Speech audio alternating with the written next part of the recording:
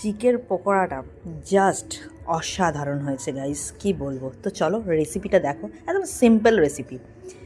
অনেক লোক অনেক কিছু দেয়, আমি শুধু এই সিম্পলটা দিয়ে করি। তো চলো দেখে নাও।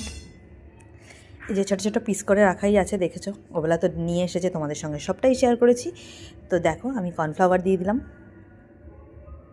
যতটা কর্নফ্লাওয়ার ততটা ময়দা, সবটাই দিয়েছি, ময়দাটা স্কিপ করে গেছি। তো নুন দিয়ে দিলাম,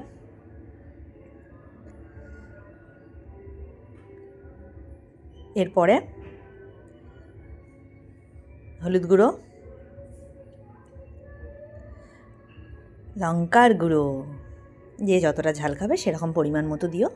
আমরা একটু ঝাল বেশি খাই তো বেশি দিলাম।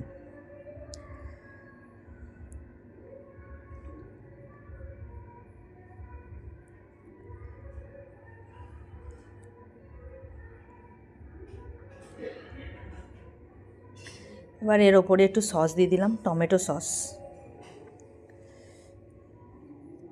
একটু আদা রসুন অল্প, গোলমরিচটা তোমরা দিতেও পারো নাও দিতে পারো, আমি দিইনি। এবার একটা ডিম ফাটিয়ে দিয়ে দেবো, জাস্ট, আর কিচ্ছু লাগবে না গাইস। এভাবে করে দেখো, দুর্ধর্ষ খেতে লাগে। চিকেন পকোড়া জমে যাবে জাস্ট সন্ধ্যের। আমাদের একটু রাত হয়ে গেছে আজকে, মানে 8টা বেজে গেছে। তো যাই হোক, দারুণ লেগেছে আমার। তো তোমরা বলো রেসিপিটা কেমন লাগলো, আর চিকেন পকোড়ার চেহারাটা নিশ্চয়ই দেখতে পাচ্ছ, কীরকম লেগেছে সেটা কমেন্ট করে অবশ্যই জানিও। তো আমার মাখা কমপ্লিট। এবার দেখো, একটু ওপর দিয়ে লেবুর রস দিয়েছি, তোমরা চাইলে দিতে পারো। এবার ছেড়ে দিলাম।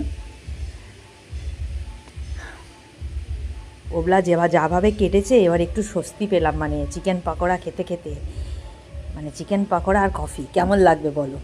আমার তো মানে কি বলবো, মানে ক্লান্তিটা কাটলো, ওবলার ক্লান্তিটা এবলা কাটলো। তো চলো ছেড়ে দিয়েছি। তোমরা ঘরে ট্রাই করতে পারো, একদম সিম্পলভাবে তোমরা করতে পারবে, দারুণ লাগবে।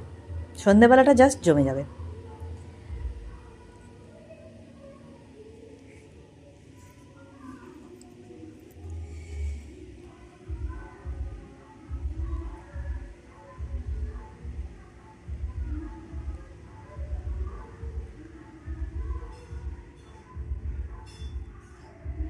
তো আমার প্রায় কড়াই দেওয়া মাত্রই প্রায় কমপ্লিট।